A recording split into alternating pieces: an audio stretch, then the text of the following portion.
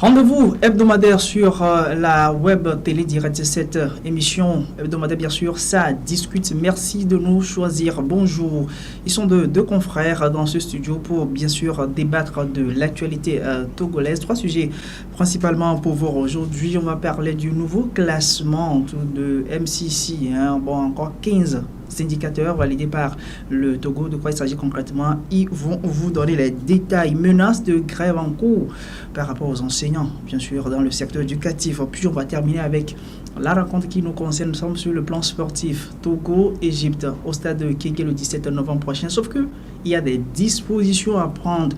Bon, l'essentiel de l'information à retenir, il n'y aura pas de journalistes. C'est ce qu'a dit la Fédération togolaise de football. Comme je le disais, ils sont deux. D'abord, Jidas Adjakoto, journaliste à la radio Victoire FM. Bonjour.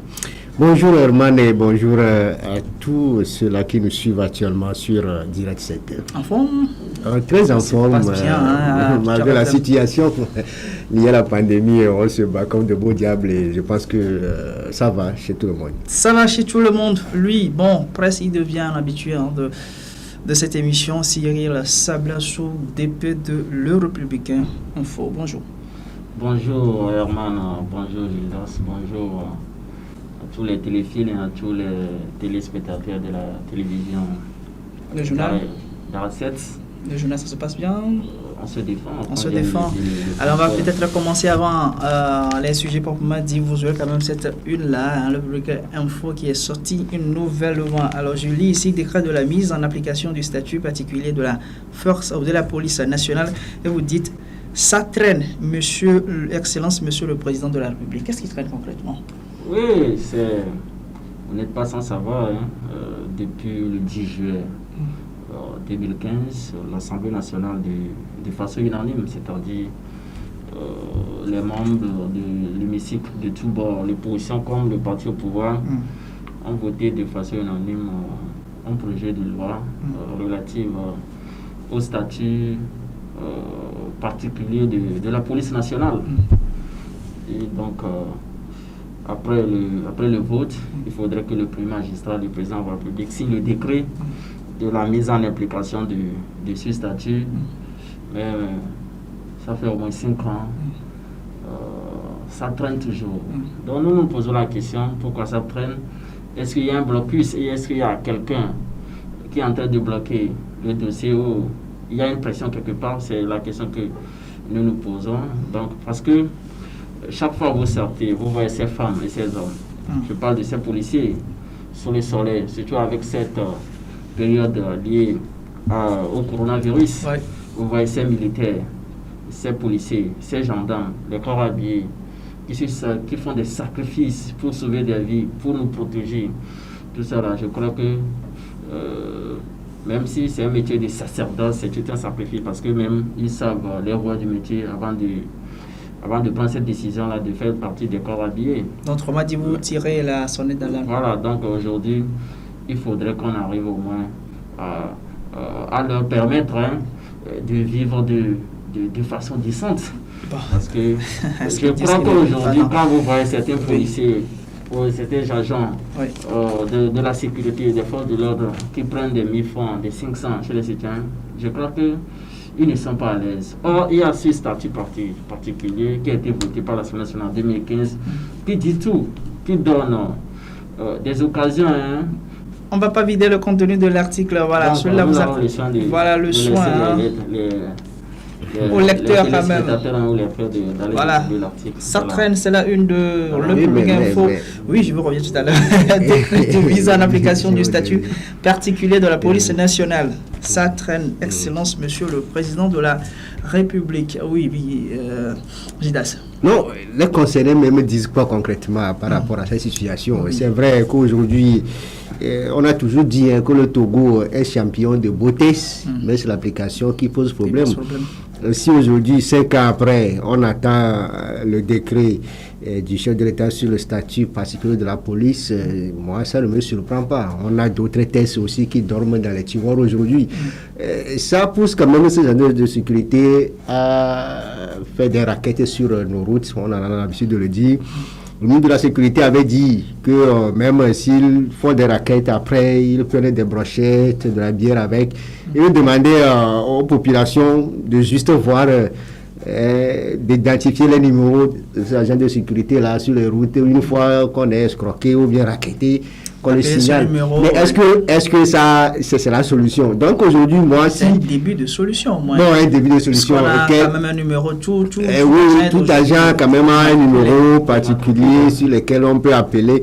Mais est-ce que c'est la... Mais dans cette affaire, moi je veux écouter même les concernés. C'est vrai qu'ils sont qualifiés de la grande miette, mais est-ce que on va être miette devant cette situation?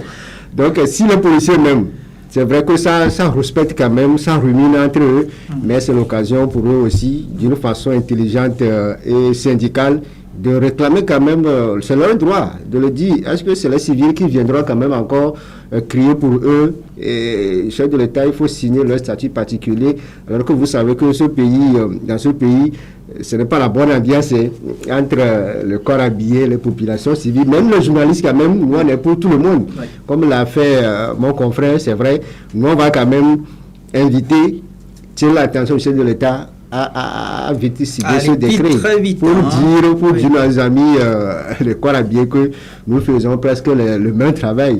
Si parfois nous ne le pardonnons pas sur le terrain, nous on n'a rien contre eux.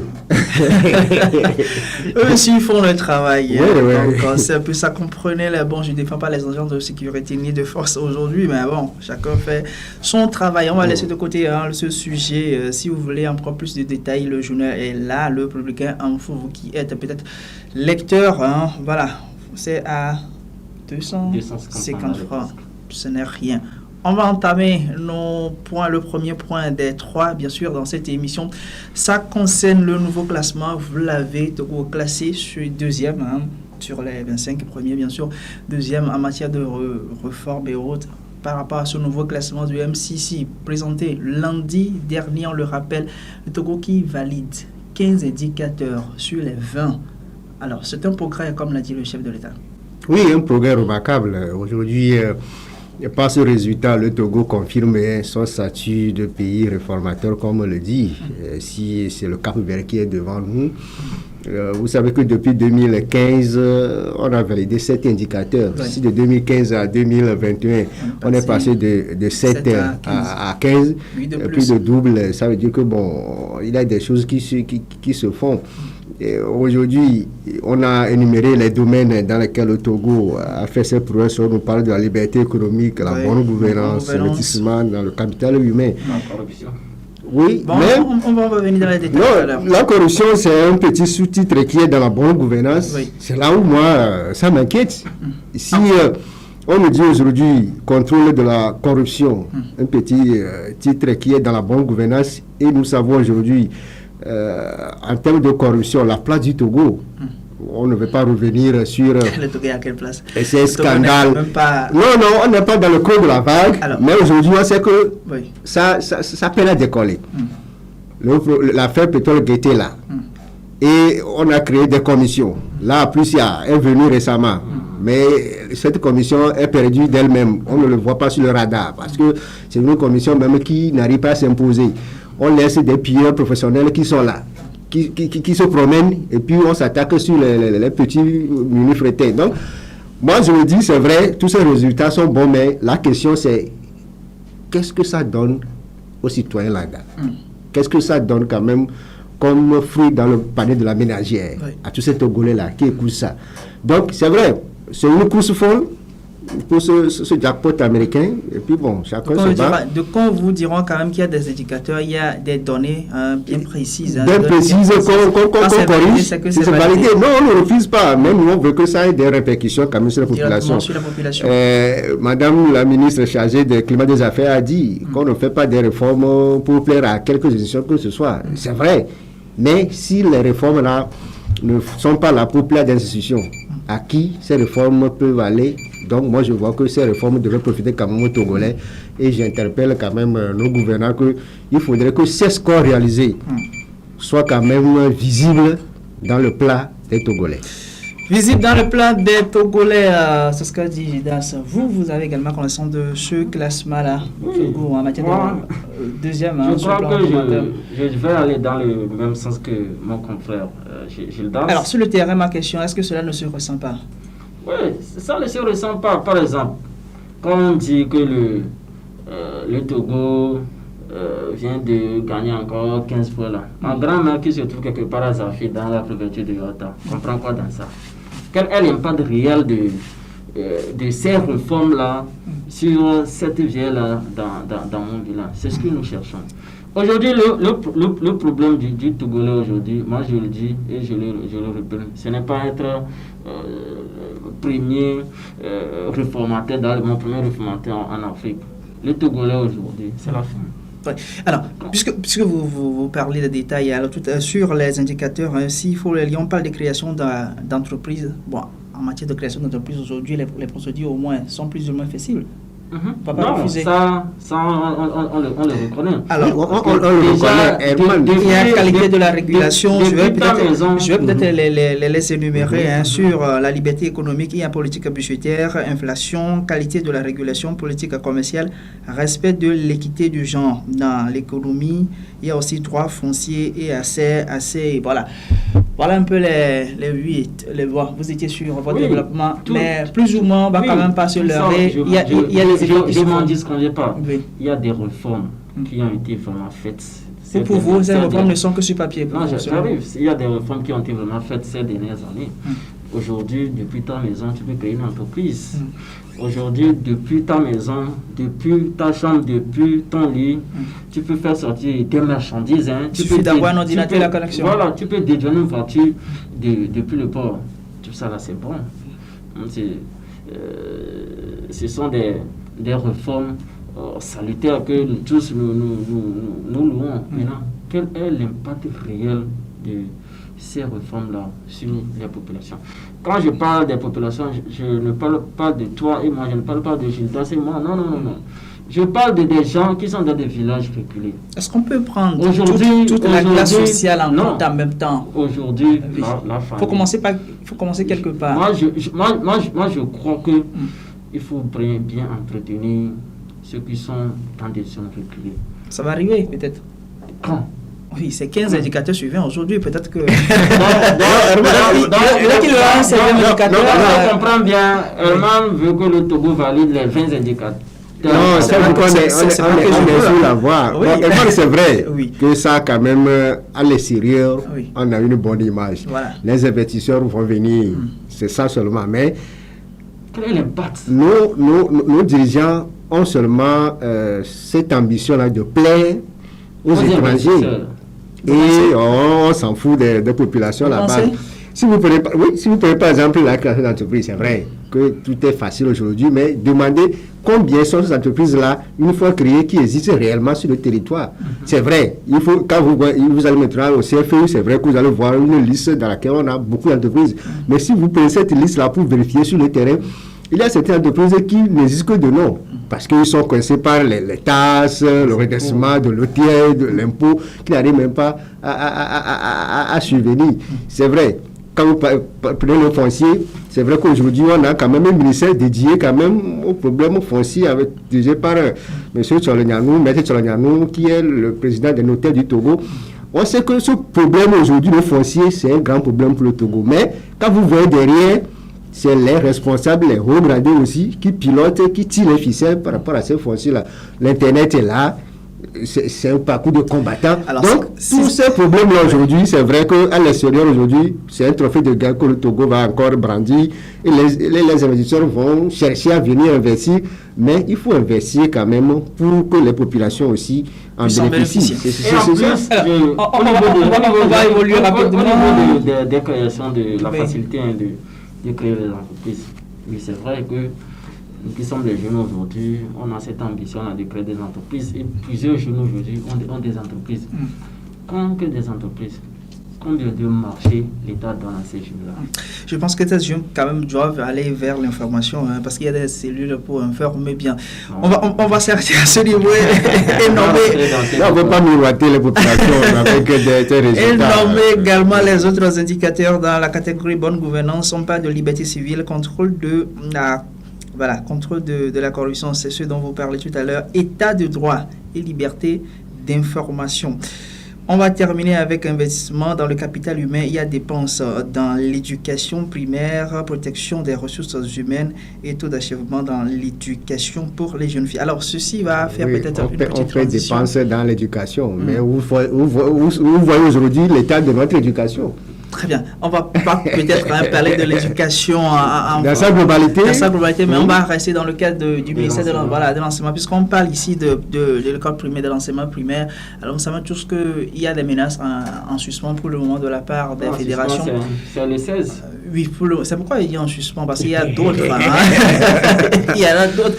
D'abord, ils étaient en fédération pour la lettre du 2 novembre dernier. Il y a FISEN maintenant qui sort. Il y a la CISET aussi qui a également confirmé par rapport à sa lettre. Mais il y a d'autres, comme CPC, par exemple, qui n'est plus dans cette dynamique. On va écouter d'abord le porte-parole de CPC, bien sûr, par rapport au point saillant, même, ou bien disons l'essentiel des points revendicatifs. On va l'écouter et on revient pour en débattre.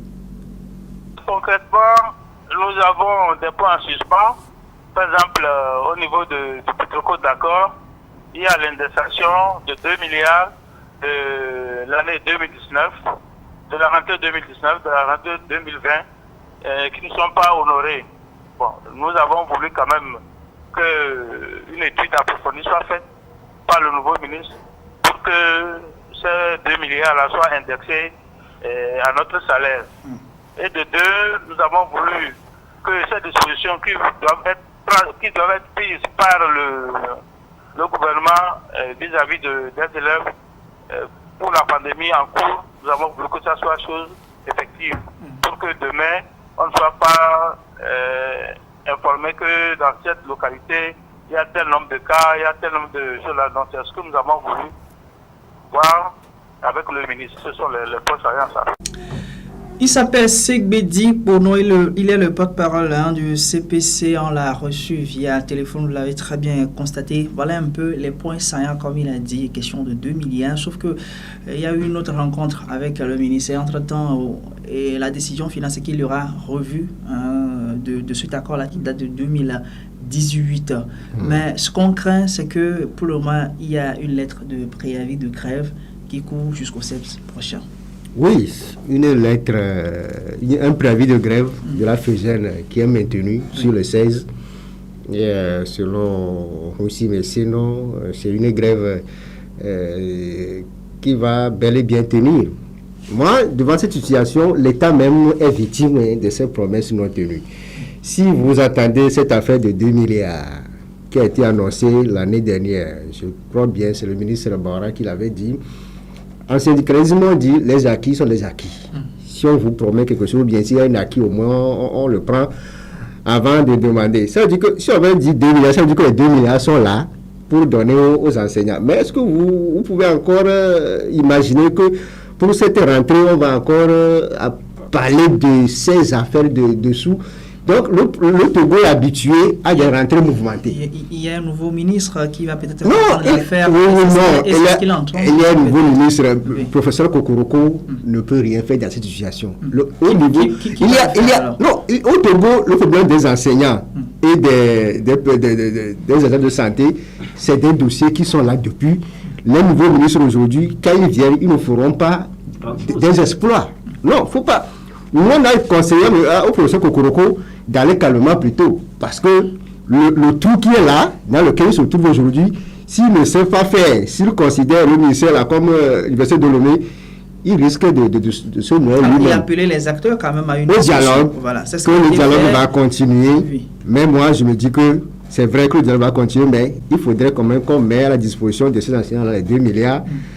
Si vous voyez la FESEN dit, bon, un protocole d'accord qui est signé depuis avril 2018, qu'on a censé vider les points là. Ces points là sont aujourd'hui là, ajoutés encore aux problèmes liés à la crise sanitaire. Donc, si l'État, de temps en temps, essaie d'évacuer, même si c'est par année, ce genre de préoccupations, je pense que cette année, au moins, on fera face à un seul problème qui est lié aux meilleures conditions de nos enfants, de nos frères, face à la pandémie. Oui. Mais le problème est là, la pandémie s'est ajoutée. L'État n'est plus capable aujourd'hui, là où on est, de débloquer ces sous-là parce qu'on a investi pour la réponse contre la maladie. Oui. Mais comment faire? Est-ce que les enseignants ne peuvent quand même pas comprendre ça aussi? Parce que vous l'avez dit, on a investi, on continue par investir également contre cette pandémie. Je vous reviens. Mais là, ce sur quoi je reviens, c'est qu'il y a eu une rencontre, il y a, selon le relevé de conclusion, on a parlé de mot consensus. Et il y a des non, c'est une affaire de manque de confiance. Oui, c'est une affaire de manque de confiance.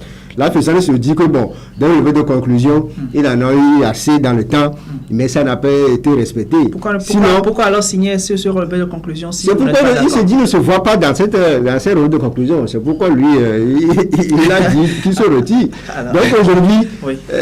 Si on s'achemine vers encore ces mouvements en ce début d'année, moi, je crois que c'est difficile et ça, c'est dommageable encore pour c'est dommageable, oui. Oui. Moi, je dirais que le problème des enseignants, c'est depuis 2010, avec ces grèves-là. Et l'année passée, je crois que c'était au mois d'avril 2019, c'est Barra qui avait annoncé sur la télévision New World qu'il y aura une indexation de 2 milliards aux enseignants. Dans la foulée, les enseignants avaient attendu, c'est comme si après 2 mois, 3 mois, ils n'ont pas eu gain de cause. On ne va pas refaire l'histoire. Aujourd'hui, j'arrive parce que je voulais en venir au niveau il y a aujourd'hui une crise de confiance entre les fédérations des enseignants et le gouvernement aujourd'hui. Monsieur Barara, le ministre, avait invité les responsables de ces syndicats-là dans son bureau. Il y a des promesses qui ont été faites en leur endroit que ces fonds-là seront restitués dans les prochains jours. Jusqu'au jour, mais ce sont des promesses qui ne sont pas... Oui, sauf que ce qui est dit actuellement, c'est qu'il aura revu de cet accord-là qui date de 2018. On rappelle, ce qui veut dire que l'accord sera peut-être réadapté aux conditions actuelles de Covid-19. Oui. Donc, attendons de voir. Alors. Donc, ça veut dire qu'on va revoir aussi à la baisse les 2 milliards? Bon, ça, j'en sais rien. Ça sera vraiment... Si on doit revoir ces 2 milliards à la baisse... Mais c'est un autre front de guerre qu'on alors, pour le moment, il n'est pas encore annoncé que... oui, non, c'est bien cette solution. Aujourd'hui, oui, pour mettre fin à ce problème-là entre le gouvernement et les enseignants aujourd'hui, c'est vrai, il faut aller par le consensus, mais les promesses qui ont été respectées, par exemple, les 2 milliards, même qui vont revoir ça, au moins... Pourquoi on s'en tient forcément à ces 2 milliards? Il y a d'autres conditions. Il y a la question des EV, enseignants volontaires, ça a été annoncé, c'est-à-dire le concours pour recruter une partie. Non, parce que on l'a dit dans une de ces interventions. Je crois que c'est déjà fait maintenant, c'est la formation de ces EV. De toute façon, on devait former ces EV là, avant de les lancer sur alors, ce qui veut dire que le pas est en train d'être marqué. Il n'y a pas de... Il y a aussi des problèmes des infrastructures. Voilà. On ne peut pas oublier. Ça aussi, ça a été annoncé, la condition de... voilà, les salles de les enseignants aussi réclament des conditions favorables à eux pour bien donner le meilleur de à vous comprendre, est-ce que les enseignants exagèrent dans leurs revendications? Je crois que les enseignants n'exagèrent pas. Vous savez, si aujourd'hui vous et moi, nous parlons, nous discutons aujourd'hui, c'est grâce à eux. Si M. Kokoroko est devenu ministre aujourd'hui, c'est grâce à un enseignant. Si M. Barara, M. Fornias, le président de la République, sont devenus des présidents de la République et des ministres aujourd'hui, c'est grâce à ces enseignants. Donc on est tenu à les respecter. Jusqu'alors, les enseignants n'exagèrent pas. C'est le gouvernement même qui a fait des confiances, qui a fait, comment on appelle, des promesses à ces enseignants. Mais respectez ces promesses-là que vous leur avez faites. C'est le seul souci. Aujourd'hui, les enseignants ne réclament pas trop des conditions favorables relatives à cette crise sanitaire. On va s'arrêter ici. D'accord, si on doit revoir ça ensemble, c'est du consensus. Eux aussi sont des humains comme nous, ils vont nous comprendre. Attendons de voir, vu que pour le moment la grève, elle est maintenue par la FESANES, c'est le 16. Parce que moi je crains, si les enseignants recommence que ces grèves-là, on risque encore de voir les élèves dans la rue, dans ces crises-là. Donc, pour le moment, on n'a pas encore dit ça. Hein? Donc, non, on a vu des élèves dans des rues au Togo. C'est vrai qu'on ne peut pas parler des exagérations des enseignants. C'est vrai que par rapport aux conditions salariales, les choses ont d'une façon globalement évolué. Les choses ont évolué d'une façon graduelle. Mais c'est les conditions de travail, surtout les infrastructures. Oui, les infrastructures, ça a été annoncé. Je vais peut-être donner quelques chiffres, donnés par Gapola. Je vais citer le site, bien sûr, gapola.net. Il parle de 37 milliards en 2005 et jusqu'en 2019, l'éducation, c'est-à-dire ce secteur-là, vous fait plus de 174 fois. Les 7 fois déjà. Ce qui veut dire c'est énorme. Et c'est énorme. Chaque année, il y a quelque chose c'est énorme. Oui, chaque année, c'est vrai que les 2 milliards qu'on annonce, c'est vrai que d'une façon globale, c'est gros. Mais si on dispatche ces sous-là, entre 3 000 et 4 000 sur le salaire d'un agent, donc c'est ces petits remaniements-là qui font que, bon, aujourd'hui, les salaires ont un peu augmenté. C'est vrai que d'une façon globale, c'est l'argent, mais si on dispatche ça pour 2 000, 3 000, 4 000, mais si ces bonus-là viennent petit à petit, ça augmente un peu le salaire des enseignants. C'est pourquoi sur le plan salarial, soyons quand même honnêtes, je dis l'enseignant togolais n'est plus quand même la risée du quartier comme on le souhaitait avant, mais il y a toujours ces conditions de travail. Aujourd'hui, avec la crise sanitaire, pas de repos presque. On a dit qu'on va aller au cours de double flux d'abord, de lundi à samedi, les après-midi compris, alors que l'enseignant doit encore corriger les papiers, les devoirs. Et les heures seront ou doublées. Et dans tout ça là, c'est là où il faut encore recruter de nos enseignants. Parce que l'effectif est... donc tout ça... On pourrait annoncer... oui, le concours annoncé pour les OV, on l'a eu à écouter. Oui. Mais là, beaucoup d'entre eux seront aussi frappés par l'âge. Ne soyez pas quand même surpris que l'âge de l'administration, le blocage est là. Donc, ceux-là, ils sont partis. Mais le ministre a dit que pour les OV aussi, il faut faire attention. Parce qu'il y a certains qui sont sur le budget de Provonat et d'autres qui sont à la charge des fondateurs. Aujourd'hui, moi, j'ai créé une école dans mon quartier, juste après ton bac, tu ne trouves rien à faire. Je vous appelle, je dis, bon, viens me prendre la classe de ceux sans formation. Donc, alors que nous mettons tout ça là, dans les OV. Oui. Mais comment faire aujourd'hui pour identifier tout ça là? C'est là où ils ont aussi fustigé la création anarchique des écoles qui compliquent aussi les choses aujourd'hui. Mais moi, je dis que les parents d'élèves aujourd'hui devaient prendre la parole dans la situation. Est-ce que depuis que cette crise a commencé, les mouvements, vous avez écouté une association de parents d'élèves qui dit, pour cette rentrée, on veut ça? Non. Alors que c'est nos enfants, c'est nos soeurs, nos frères qui vont à l'école.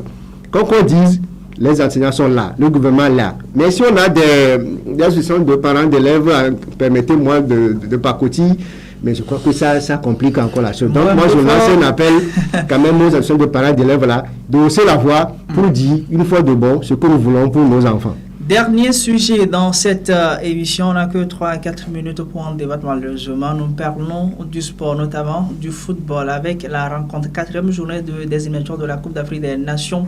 C'est le 17 novembre prochain au stade de Guigui, bien sûr, ici à Lomé. Bien avant, on rappelle que le Togo, déjà, la délégation togolaise est déjà en terre égyptienne pour la 3e journée. Ça, c'est le samedi prochain, le 14, bien sûr. Bon, en attendant ce score-là, mais la nouveauté ici, c'est qu'il n'y aura pas de journalistes au terrain. Le 17 novembre prochain, ça a été annoncé officiellement le mercredi par les responsables de la Fédération togolaise de football. On va écouter d'abord le chargé de communication de cette instance fessière de football. Il revient. Vous pouvez comprendre l'état qui peut être le mien face à la situation actuelle et l'obligation dans laquelle je me retrouve de parler d'un événement comme celui qu'on aura le mardi, le 17, et que je puisse vous dire que les journalistes ne pourront pas assister à un tel événement. Je crois que ceux qui ont pris la décision, ils connaissent le rôle des journalistes, sans lesquels un événement n'est pas un événement. Mais ils comprennent aussi ce que c'est que la santé d'un être humain. Et donc, avant cette dernière disposition, cette dernière réunion de la CAF, nous avions pensé trouver une formule qui puisse permettre, ne serait-ce qu'un petit nombre de journalistes sur le terrain. Malheureusement encore, la dernière réunion vient nous contraindre à aller droit dans les décisions de la CAF et peut-être à forcer la main à nos autorités de comprendre que nous pouvons respecter les décisions qui nous sont imposées. La télévision nationale a la possibilité de retransmettre le match, de reprendre le signal et de retransmettre le match, mais à condition que cela soit fait par voie terrestre. Il s'appelle Innocent Pato, chargé de communication de la Fédération togolaise de football. Voilà ainsi la décision au plan national. D'abord, selon le protocole de la CAF, le match se joue à huis clos, d'accord, mais rien n'a été précisé sur le cas des journalistes, sauf que cette décision, selon le chargé de communication, vient aussi de la CAF.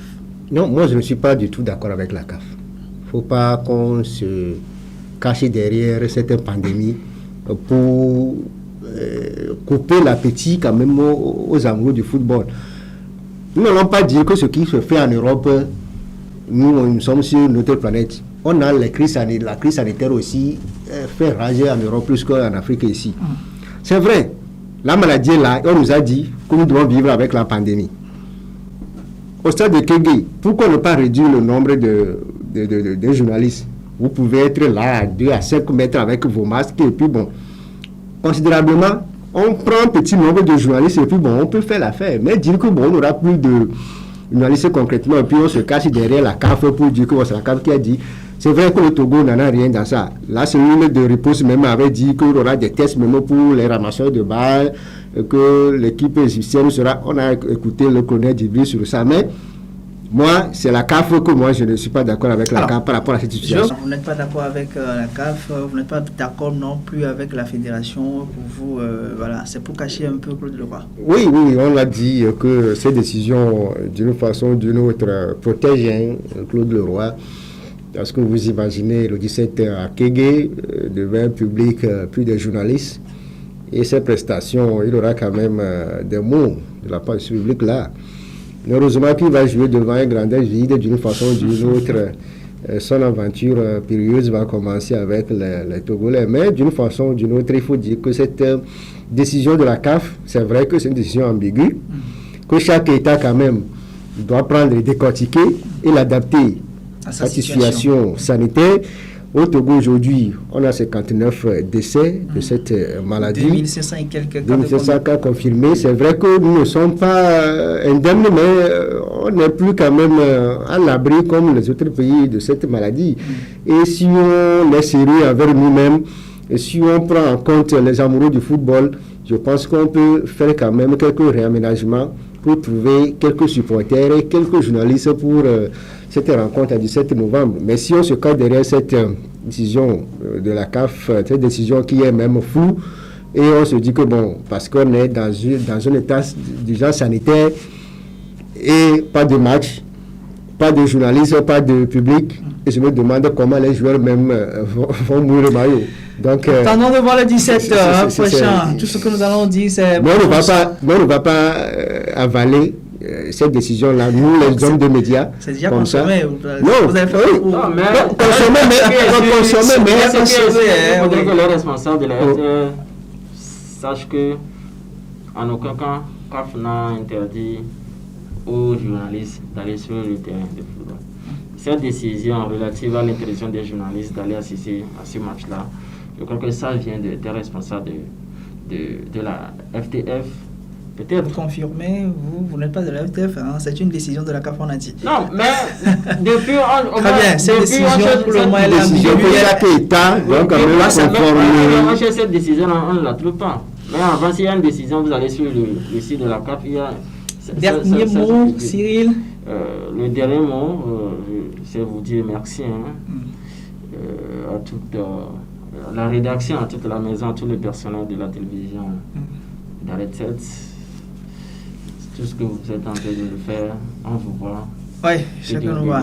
Alors, on va dire, moi je suis plus sportif, je sais que j'étais associé à sportif. On va souhaiter bonne chance aux éperviers. Oui. D'abord le 14, le samedi. D'abord le samedi, parce qu'en Égypte, ce serait chaud. Et puis le 17 à Lomé, d'abord je remercie toute la jeune équipe dynamique de Direct 7. Merci pour le travail formidable que vous abattez. C'est la première fois que moi je viens dans cette émission, mais j'ai passé d'agréables moments à votre compagnie, à la compagnie de toute cette jeune équipe-là.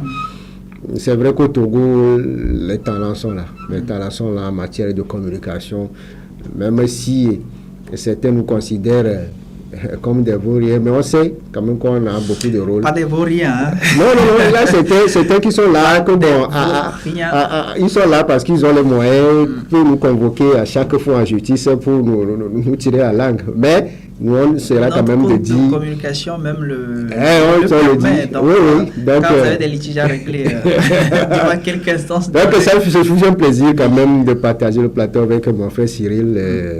On se dit que bon...